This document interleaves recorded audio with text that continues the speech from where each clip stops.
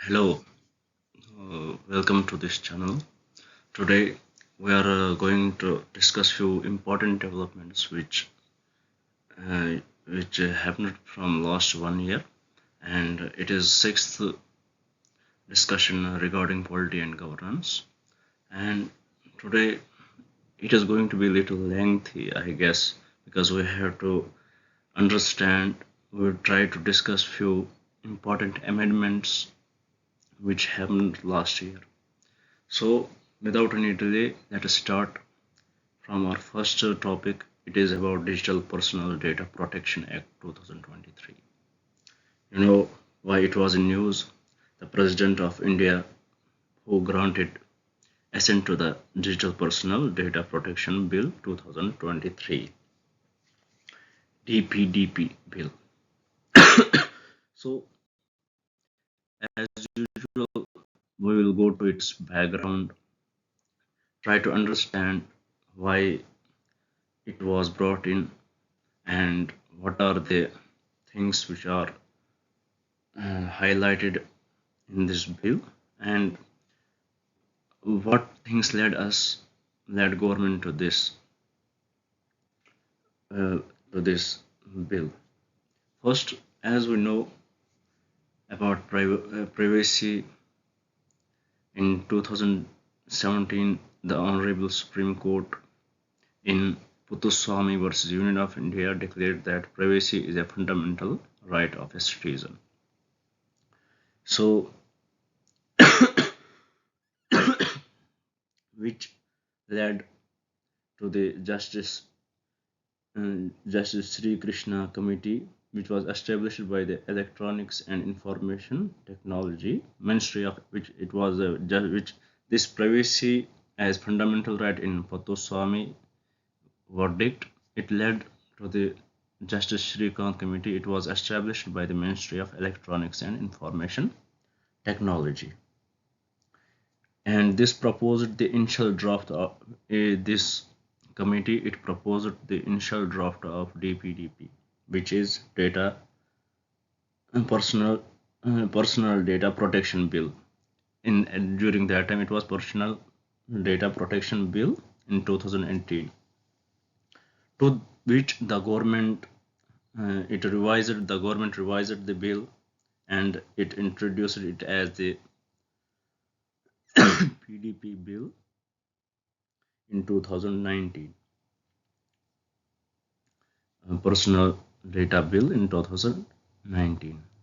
Government introduced it as PDP bill in 2019. But what happened? The government withdrew this bill because of the citing because of the extensive changes made by the Joint Committee of Parliament to it, and it was you know revised by the Joint Committee of the Parliament. They you know they gave extensive changes to this.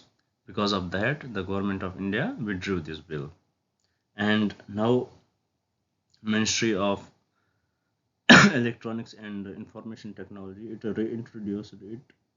It released a draft of the DPDP bill 2022 for public consultation, which later became the DPDP Act 2023.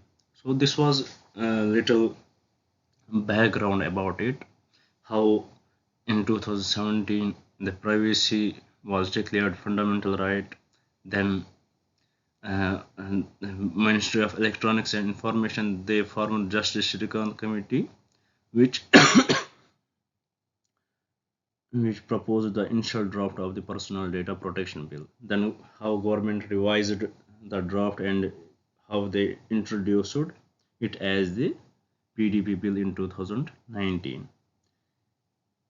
Then bill was referred to Joint Committee of both the Houses of Parliament, by which Joint Committee they cited many changes in this bill. Because of that, the government of India, the ministry withdrew this bill, and they reintroduced it as a draft of DPDP bill 2022, which further what we are studying now, what we have to discuss became the Digital Personal Data Protection Act 2023. Now let us see what what is in this bill and about what it is, and let's try to understand this Digital Personal Data Protection Act.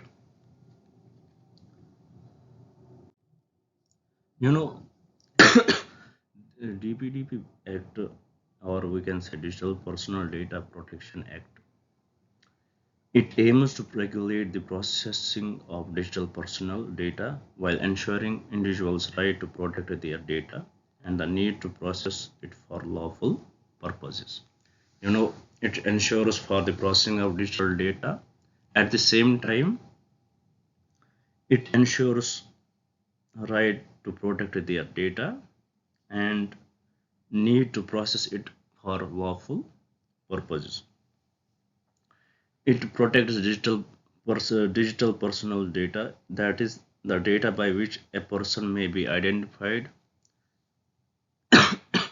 by providing the obligations of data collectors, that is data collectors, what they provide the obligations, what they have to follow, how they can do it to the data collectors, and then the rights and duties of the data principles, the individuals who are providing their data, their rights and duties are protected, and financial penalties for the breach. If the rules are not followed by the collectors, then there would be the financial penalties for them. So what is its aim? If we would discuss it in a nutshell, it aims to regulate the processing of digital personal data, and at the same time it protects the personal data of an individual, and it puts obligations on the data collectors. It protects the rights and duties of the uh, providers of the data, and it penalizes the breachers. Financial penalties are for them. So let us see what are the key provisions of this Digital Personal Data Protection Act 2023. First, let us discuss about its applicability. If we will see the processing of digital personal data within India, where such data is collected in digital form or in non-digital form and digitalized subsequently, then processing of personal data outside India, if it is for offering goods or services in India, it applies as we will it applies to processing of digital personal data within India if there is where such data is collected within India, and for the non-digital form sorry for and for processing of personal data outside India too. And to whom it does not apply? It does not apply to the personal data processed for any personal purposes. These provisions does not apply on that. Then personal data that is made or caused to be made publicly available by data principal to whom such personal data relates, or any other person who is under legal obligation to make such personal data publicly available. So if we would understand it, or in layman's language I would try to say it, its applicability is for both within the country and outside the country, and it does not apply to these provisions does not apply to whom? If any person whose data is processed for personal use, and if he does it for the personal use, so he has something to do, and it does not apply to them. And also for the personal data that is made or caused to be made publicly available by either by the person whose data it is, and or by the guardian of the children whose data it is. To them, these provisions does not apply. Then we have the second provision in it. It is consent. In it, personal data may be processed only for a lawful purposes after obtaining the consent of the data principal. Once we give the consent to our data, it can be only processed for the lawful purposes only. But here is a catch: when it is for some legitimate use, including the provisions of benefits or services by the government, medical emergency, etc., consent will not be required of that person. And for a child or a person with a disability, consent will be provided either by the parents or the guardians. In consent, what we understood,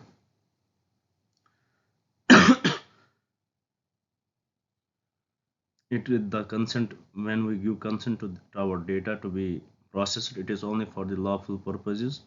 And secondly, if there is some legitimate reason, for example medical care or medical emergency or services for the government, then consent won't be needed. And for children or disabled people, consent of the guardian or parents are necessary. Then Data Protection Board of India, it provides for the establishment of Data Protection Board of India by the central government. Key functions of the board would be monitoring compliance and imposing penalties. It would be this Data Protection Board of India, it would monitor the complaints and it would impose the penalties. It would direct data collectors to take necessary measures in events of data breach, and it would hear grievances made by affected person. And what would be their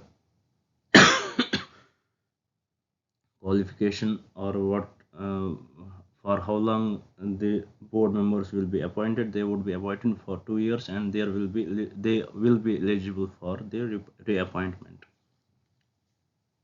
And appeals against its decision will lie with the Telecom Dispute Settlement and Appellate Tribunals. This is about Data Protection Board of India. First topic, it is more not that much conceptual, but here we have to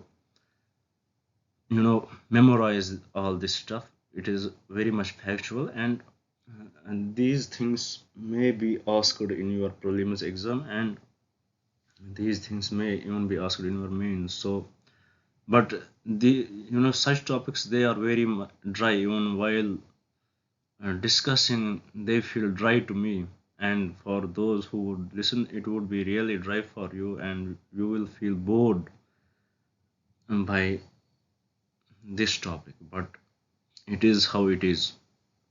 There are many topics in your UPSC where you have to learn.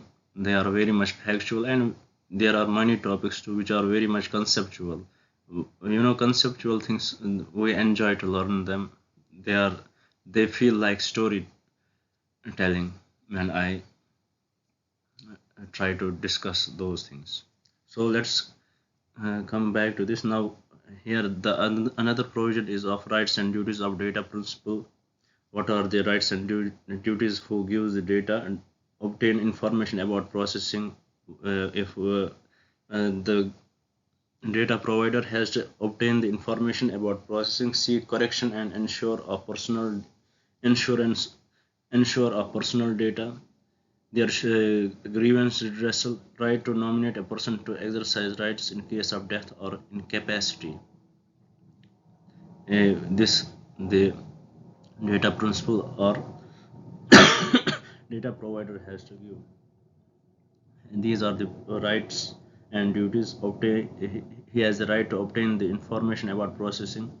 He has the right to seek correction and erasure of personal data.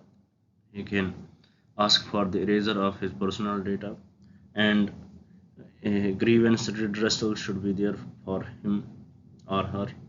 He has the right to nominate a person to exercise rights in case of death or incapacity.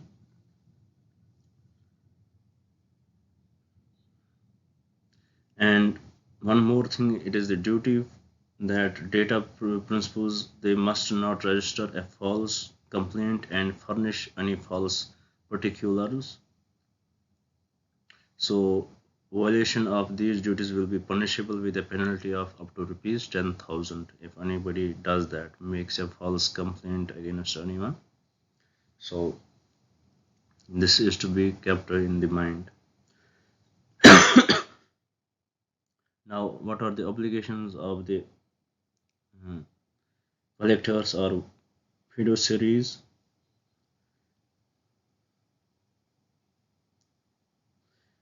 Ensure the accuracy. The first one, ensure the accuracy and completeness of data. Build a reasonable security safeguard. They have to build the reasonable security safeguards to prevent a data breach. Inform DPBI, which is Data Protection Board of India, and affected persons in the event of breach, and erase personal data as soon as possible, as and retention is not necessary for legal purposes. Then significant data fiduciaries. Central government may notify any data fiduciary as significant data fiduciary based on factors such as volume and sensitivity of personal data processed, respect to the rights of data principle, potential impact on sovereignty and integrity of India, security of the state, respect to electoral democracy, public order. Then what, there are few exemptions in it which we should know. Rights of the data principal and obligations of data fiduciary except data security will not apply in specific cases. For example, for notified agencies, for research or statistical purposes, for startups or other notified categories of data fiduciaries, to encourage legal rights and claims, prevention and investigation of offences, to perform judicial or regulatory functions, to process in India personal data of non-residents under foreign contract. The central government may exempt certain activities in the interest of the security and public order. So these were few key provisions. I hope you have pen in your hand and there is some notebook there and you would write them.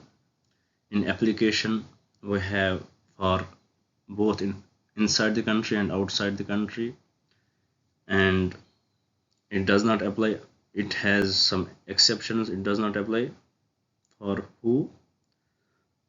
For one, for personal purposes, and second one, to made personal data that is made or caused to be made publicly available by whom? Data principal, whose data it is, or by the guardians of any child,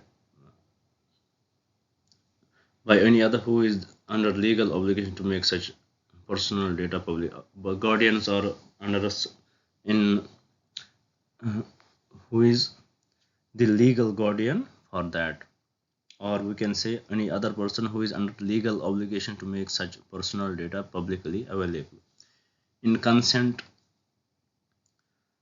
personal data which is processed only for lawful purposes after obtaining the consent of the data principal, who shall have the right to withdraw consent at any time.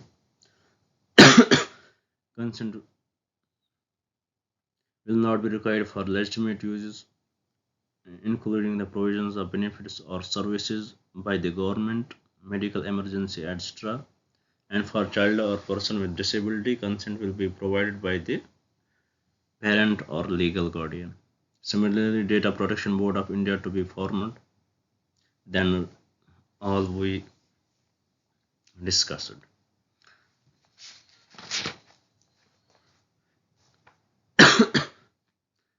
Now, few other provisions of processing of personal data of children. In it they have to take care of while they are processing the personal data of a child. Data fiduciary must not undertake processing that is likely to cause any detrimental effect on well-being of the child, and tracking, behavioral monitoring, or targeted advertising. These things they have to keep in mind. Then we have cross-border transfer. Bill allows the transfer of personal data outside India except to countries restricted by the government. And we have penalties. In it, Act specifies penalties for various offences such as up to rupees 200 crore for non-fulfillment of obligations for children. For non-fulfillment of obligations for children, the penalties might be 200 crore and rupees 250 crore for failure to take security measures to prevent data breaches. Now, as usual, we would discuss about what are the limitations to this act. We have usually the who oppose it, they say it is the violation of fundamental rights because exemption for the states may lead to data collection, processing, and retention beyond what is necessary and may violate the fundamental rights. Right to privacy might be violated. Inadequate safeguards, while the transfer of personal data outside India may not ensure adequate data protection standard in the countries where the transfer of personal data is allowed. For example, in the country where the transfer is allowed, there might not be that significant standard of data protection, and no compensation the for the people who get affected by it. There is no compensation for them, and complication. Then we have no provisions for some rights. The Act does not grant the right to data portability and the right to be forgotten to the data principle. Right to be forgotten and right to be portability. Then RTI exemptions. The Act proposes that the personal information of public officials will not be disclosed under the Right to Information Act, which could aid to corruption practices and etc. by not disclosing assets and liabilities. These are few important important limitations of this act. Violation of fundamental right, inadequate safeguard, no compensation given to the aggrieved person, no provisions for some rights, and RTI exemption. Now let us see.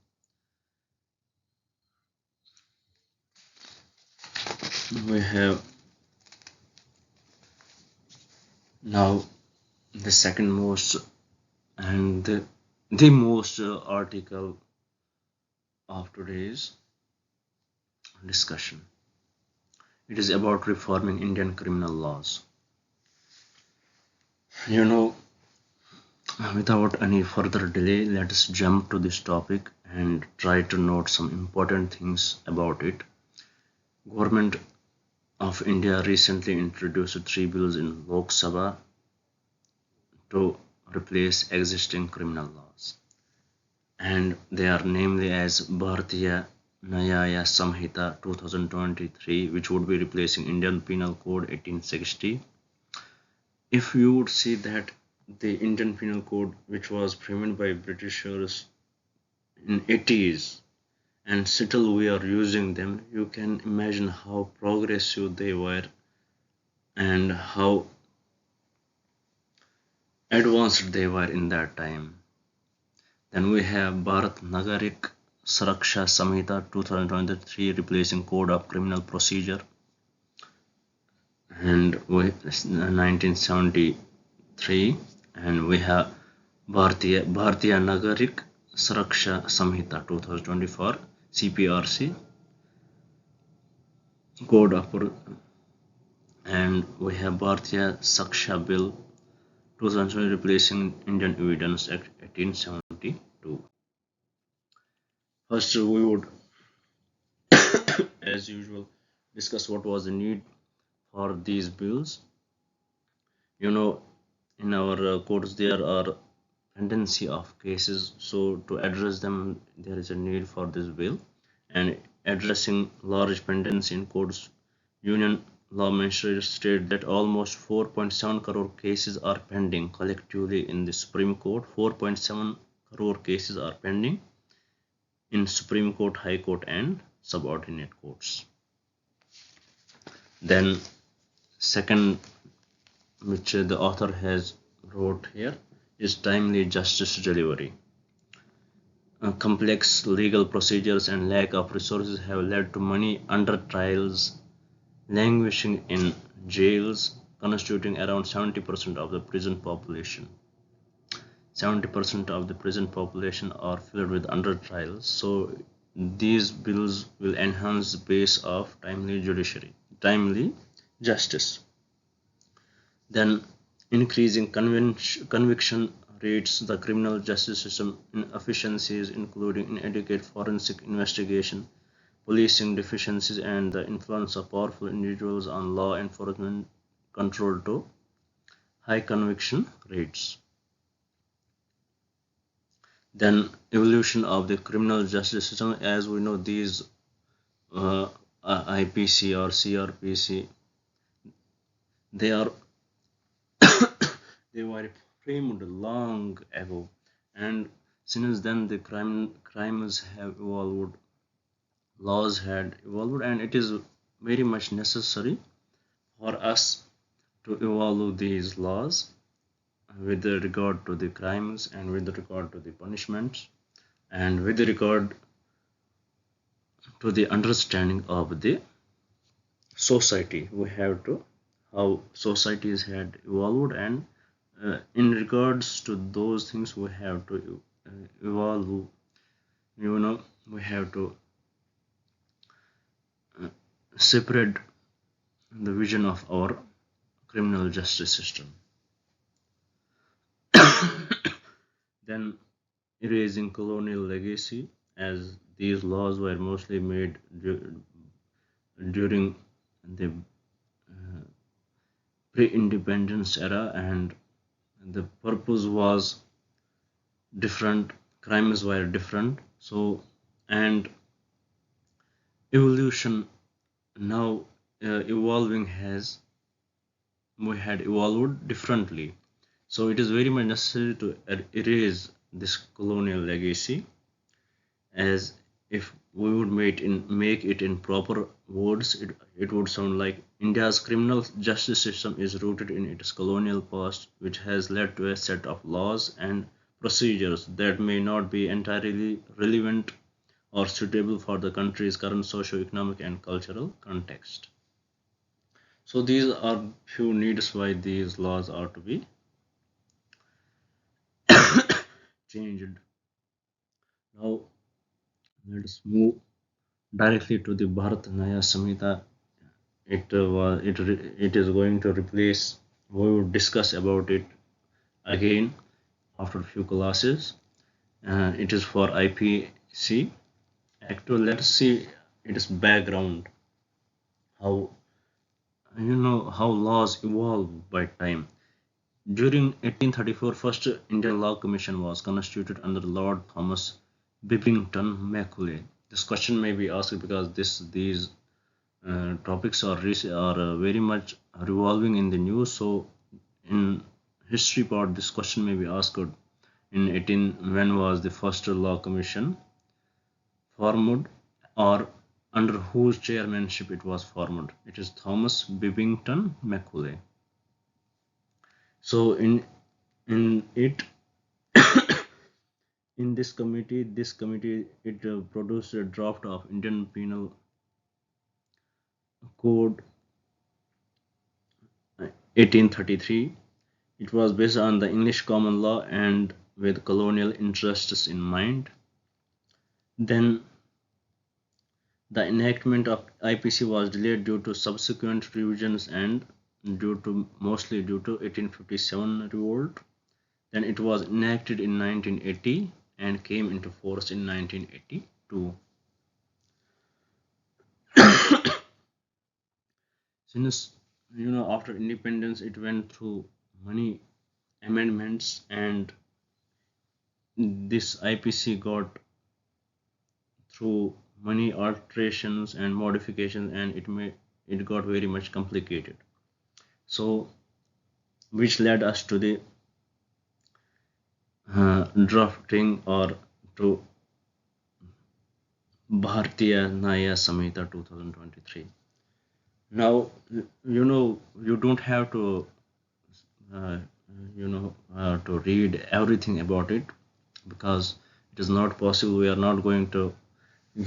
not studying for any law exam. We are studying for UPSC. So we have to study with the demand of the UPSC. We don't have to go that deep. What we would study few major provisions of the bill, and which would be like this on this slide. Let us see what this bill aims to see. This bill aims to strengthening law and order. It focuses on simplifying the legal procedure and make existing laws relevant to the contemporary situations of the common man. This is the aim of the bill, to strengthen the law and order, focus on simplifying the legal procedure and making existing laws relevant to contemporary situations. Its major provisions are sedition law. The bill removes the offense of sedition, which is section 124 of IPC, but it replaced it with similar but different under different headlines.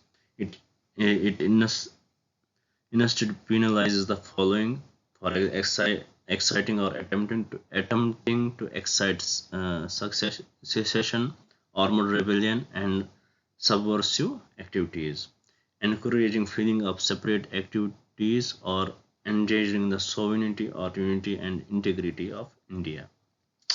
These offences may involve the exchange of words or signs, electronic communication, or the use of financial means.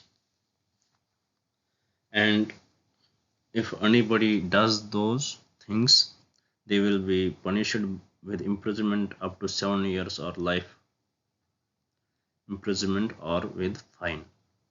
So sedition law IPC 124, it removes it, and it reintroduced uh, new things in it. It inserted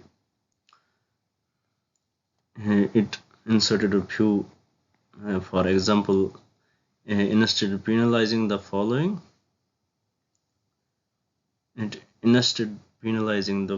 for example, exciting or attempting to excite armed rebellion or subversive activities, or encouraging feeling of separatist activities, or endangering the sovereignty or unity of India.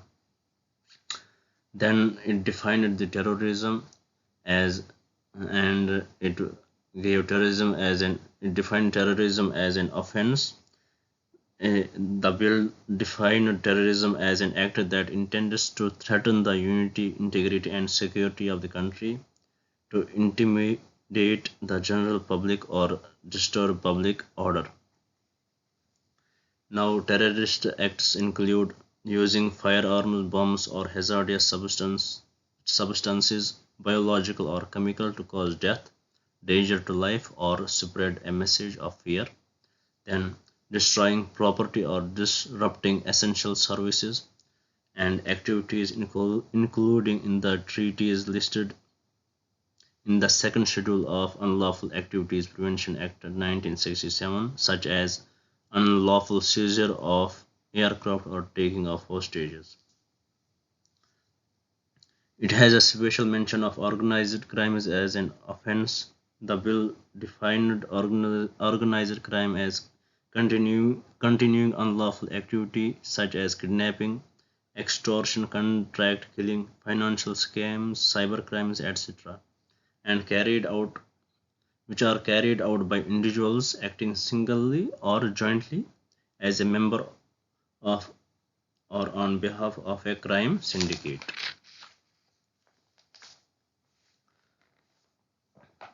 What is the potential impact? It has subject to interpretation, unclear definition of criminal activity, which may lead to the improper application and affect freedom of speech and expression.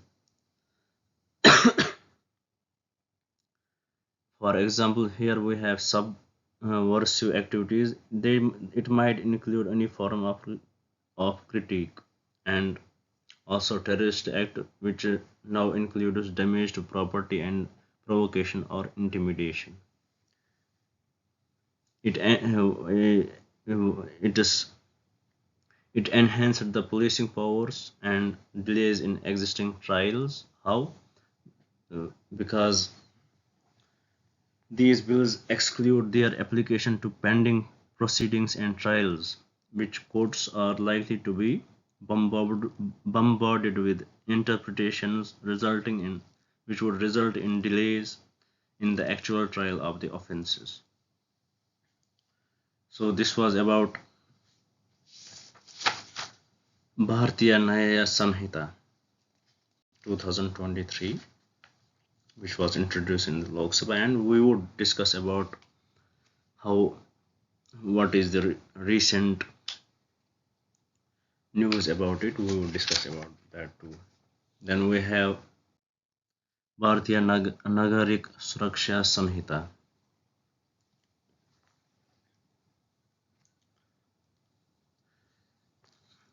It is to repeal Code of Criminal Procedure 1973. If we would see its background, it was first enacted in 1882 and has gone several amendments.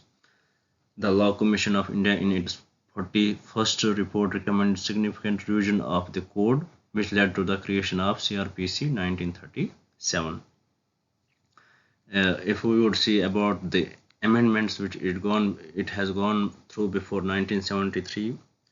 For example, in 1898 it went through an amendment, 1923 and 1955. Its major provisions,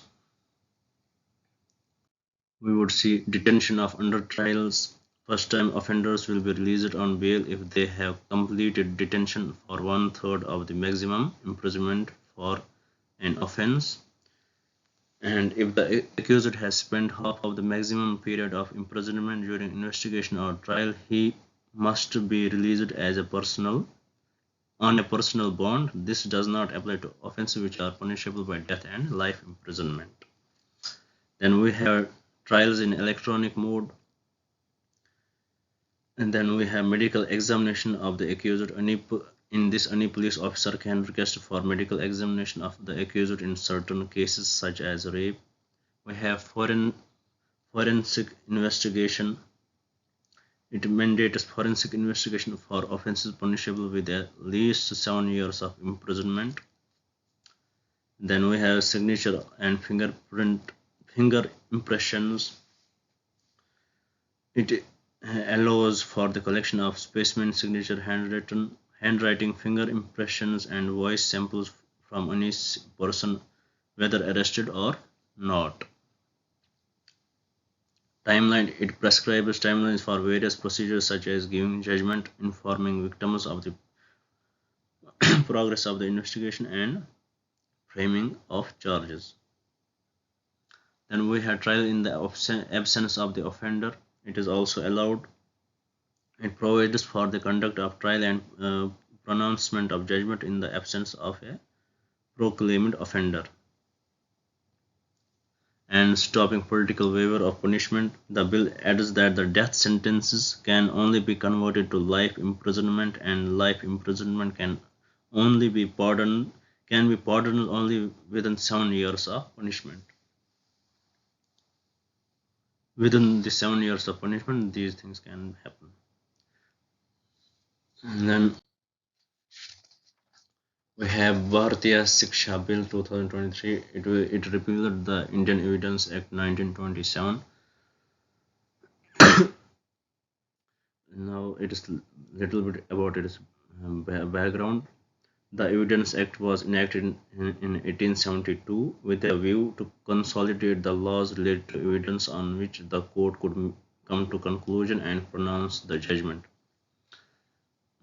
And also the law of evidence falls in the category of adjective law, which defines the pleading and methodology by which the substantive or procedure laws are operationalized. And the present law which we have, it does not address the technological advancements undergone in the country during the last few decades. It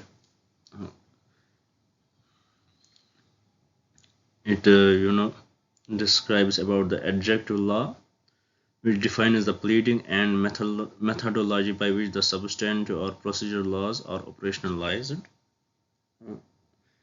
It is basically about the evidence related to any crime. If we would know about substantive law, these are basically laws derived from common statutory constitution and the principles found in judicial decisions, for example, penal law, law of property, etc. In procedural law, it is that which are prescribed methodology of enforcing rights or obtaining redress for their invasion.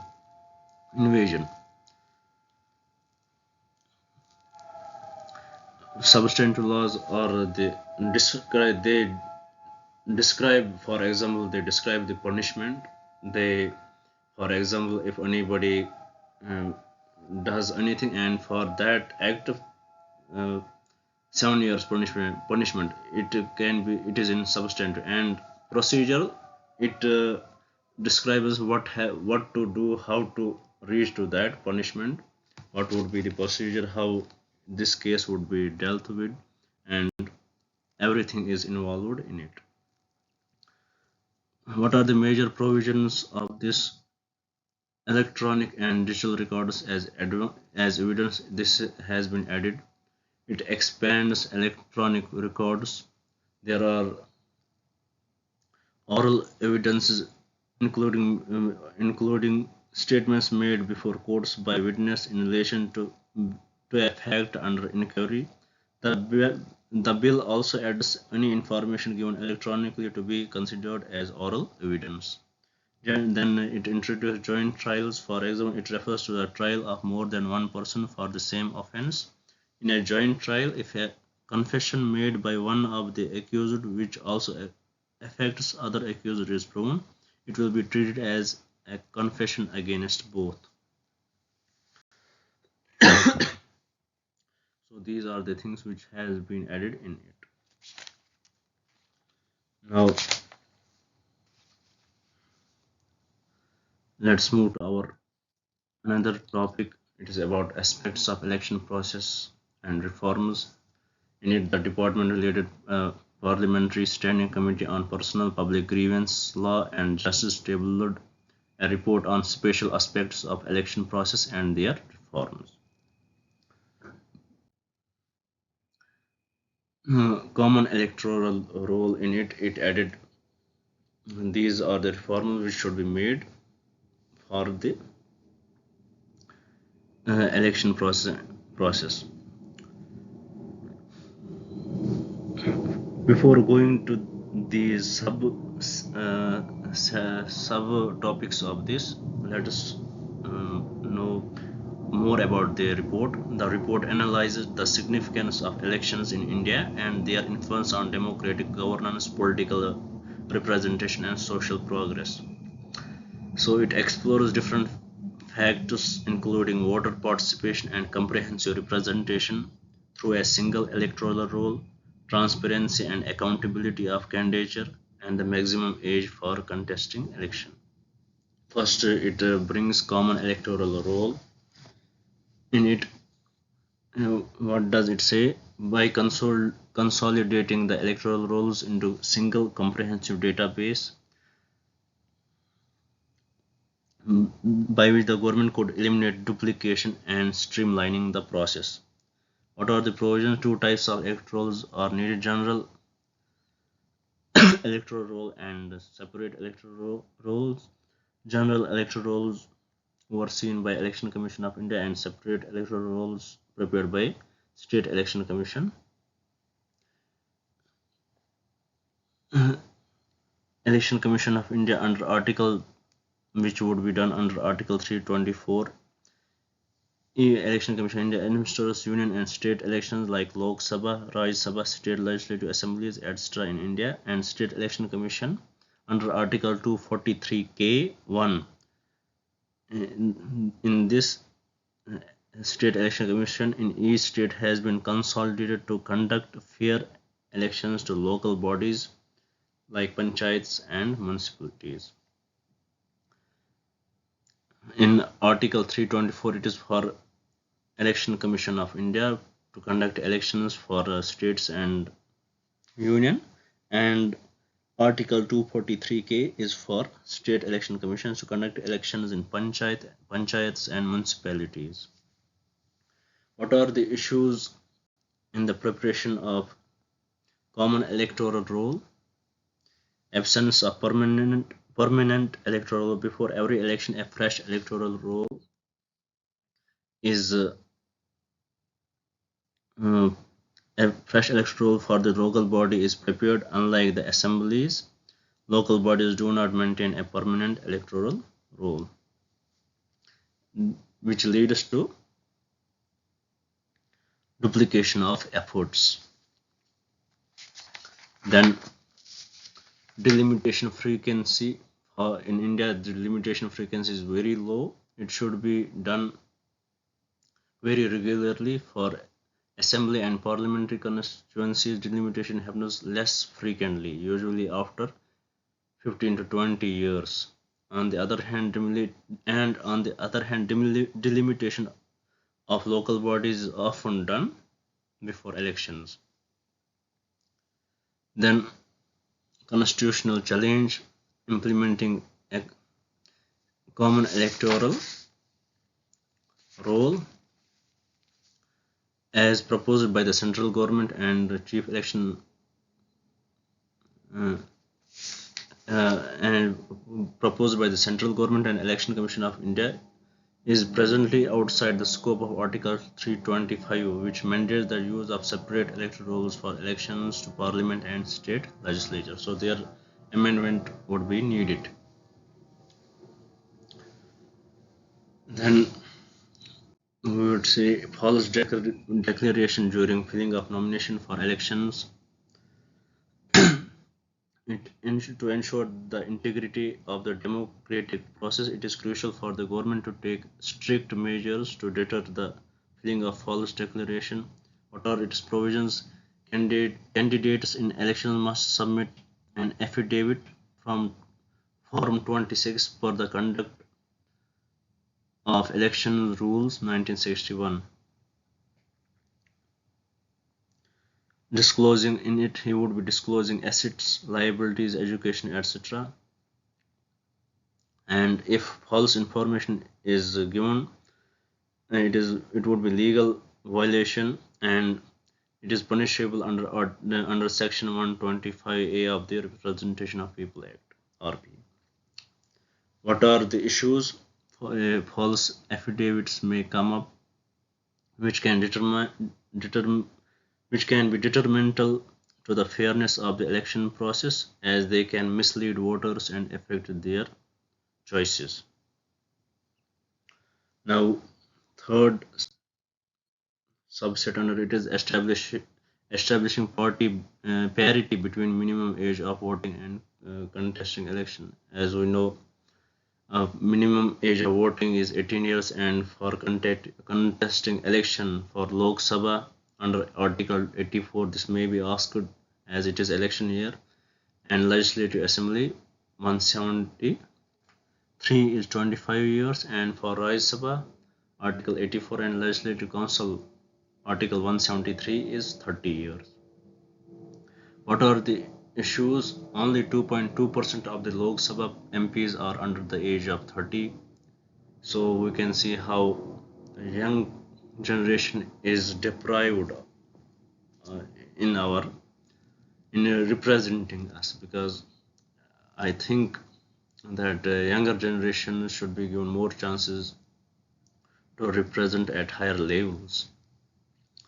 Lack of parity between the minimum age of voting and the contesting election, as we can see that minimum age of voting is only 18 years, and for contesting it is 25 years. So there is huge parity in it, huge lack of parity in it.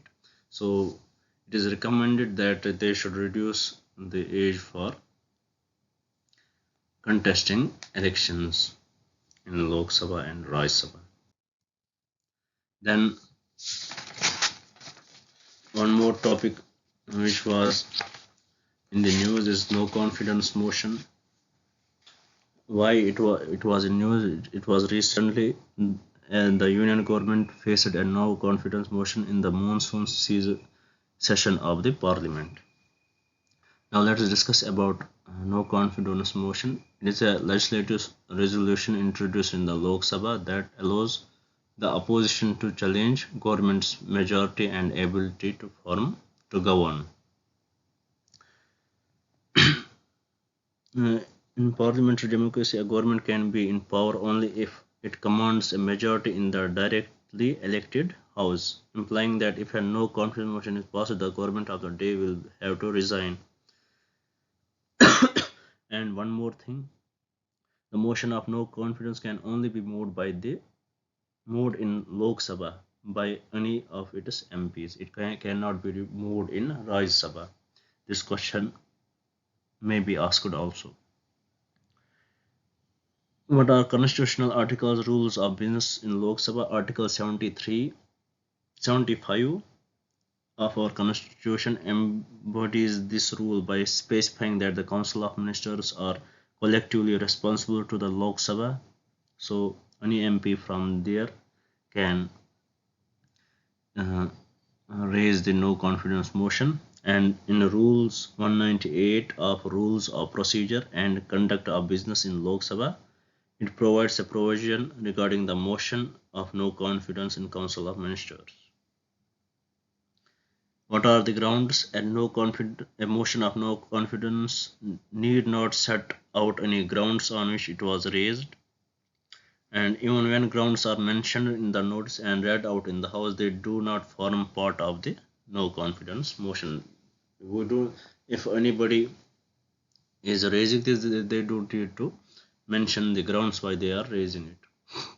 It is just to show, just prove that the government has the Lok Sabha has not confidence in government, and they had lost the support of MPs. What are the speeches? Unless leave is granted by the House to move the motion, no speech is permitted in support of the motion at the time of obtaining the leave of the House.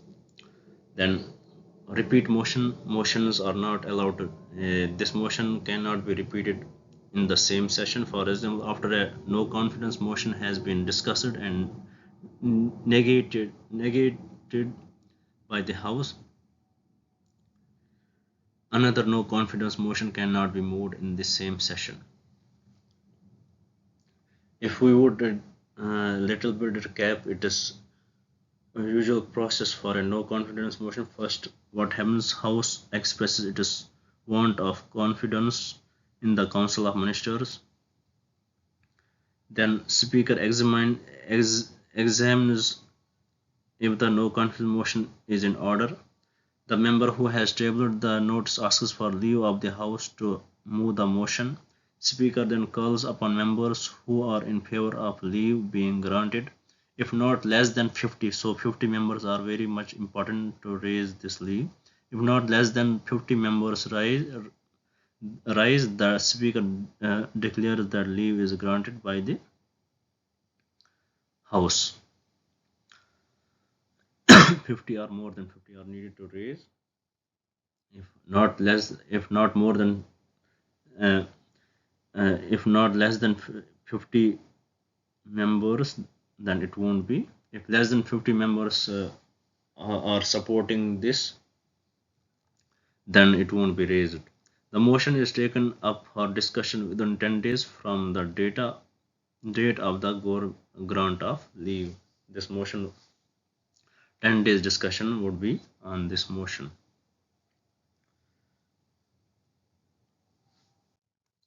Now we have one more article in it. It is Mediation Bill 2013. It was passed by the both houses of the Parliament. About mediation, Bill 2023. It defines mediation.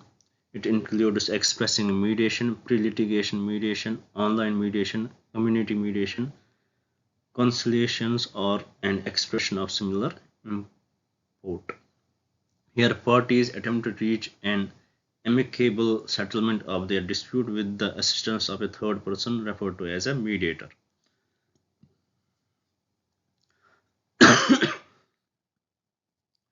In it, we have voluntary pre-litigation mediation. In it, parties can attempt to settle civil or commercial disputes by mediation before approaching any court or certain tribunal. What are the disputes which are not fit for mediation? Center may amend this list, which list includes related to claims against minors or persons of unsound mind, involving criminal prosecution, affecting the rights of third parties. And these are few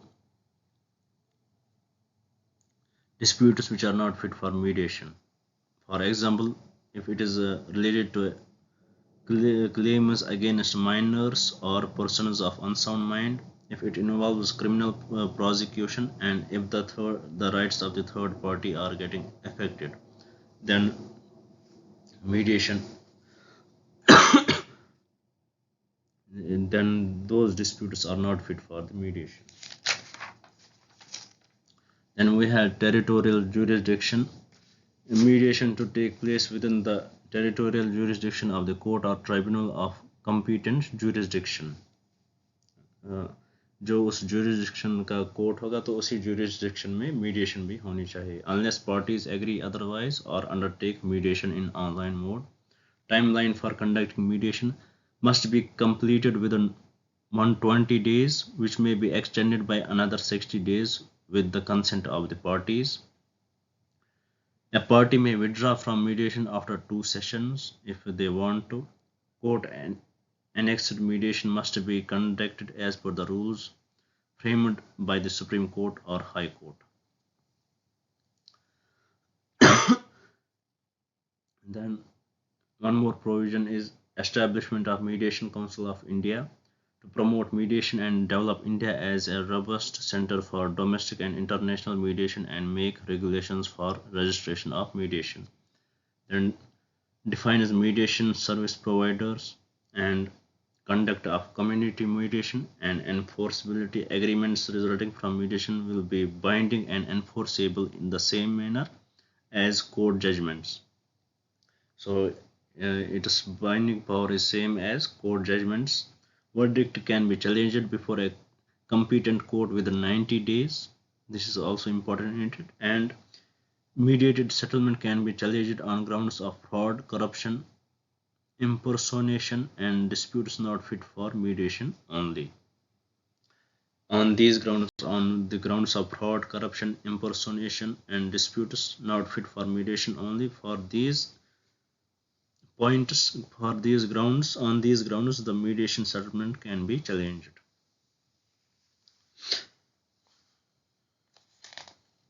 Then we have guidelines for celebrities, influencers, and virtual influencers.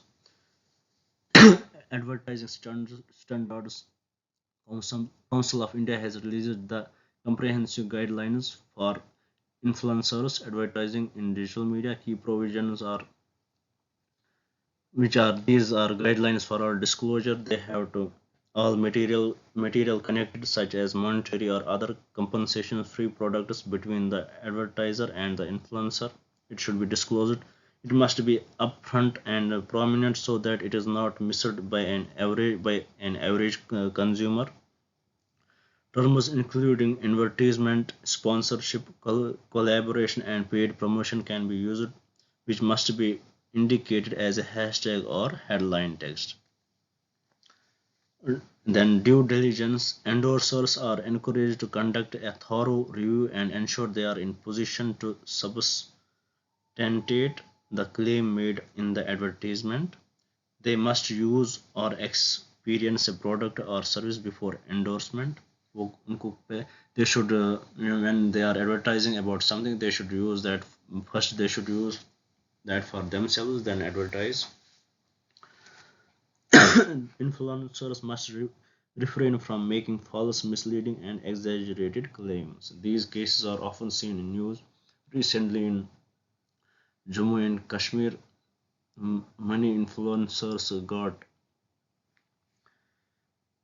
fell victim of that. They were sponsored by some company and they exaggerated and misled the people. So this is a big concern in present time. Now we have for health influencers disclosure certificate should be there, and disclaimer: endorsers must ensure that the ordinance understands that their endorsement should not be seen as a substitute for professional medical advice. This disclaimer should be there if it is for health influencer. They should make this disclosure. For example, any energy enhancing drink would be there. They have disclaimer that they have to write it there. First, this product does not mean that you don't have to consult any professional. Then we have for financial influencers. Uh, they what they have to do: registration can offer investment related advice with subjects like banking, financial service, and insurances only after registering with the Securities and Exchange Board of India (SEBI). Registered with the SEBI, for those for those only they can offer investment related advices for those subjects only which are registered with the SEBI, Security and Exchange Board of India. Then we have the last topic of today's discussion. It is registration of birth and death certificate. It is the amendment of 1969 Act, registration of birth and death certificate, Act 1969. Key features of this act were regulation and registration of births and deaths in India, appointment of Registrar General of India, and Chief Registrar, District Registrar, and Registrar to be appointed in every state by the state governments for the implementation of the Act in the state, district, and local area, respectively. Then, and then certain persons to report birth and deaths to the registrar like a medical officer in charge. Then we have key features of the present amended bill or amended act or database of birth and deaths is it database of birth and deaths. It adds that the Registrar General of India will maintain a national database of registered births and deaths. Chief registrars and registrars will be obligated to share data of registered births and deaths to the national database. And the chief registrar shall maintain a similar database at the state level. Electronic certification will be provided. Electronic certifications linking with Aadhaar. It states that the national database may be made available to other unauthorized authorities preparing or maintaining other databases like population registers, electoral rolls, ration cards, etc. Use of birth certificates and appeal process. Any person aggrieved by any action or order of the registrar or district registrar may appeal to the district registrar or chief registrar respectively within 30 days. So this was about today's discussion. I know it was very much dry, but this sometimes you have these factual topics which you have to learn for your exams, and they are very much important. And if you don't, if like the way I explained it, you can mute the video, but at least write these key points and at least memorize the look go through them. This would be very much helpful for you in your exams. And by this, I will take a leave. Thank you very much. And one more thing, I would request you guys, making these PPTs, and it takes a lot of work. I would love if you would show some appreciation by subscribing to this channel. So thank you very much for staying this long, for staying for this boring lecture. Thank you very much. Have a nice year.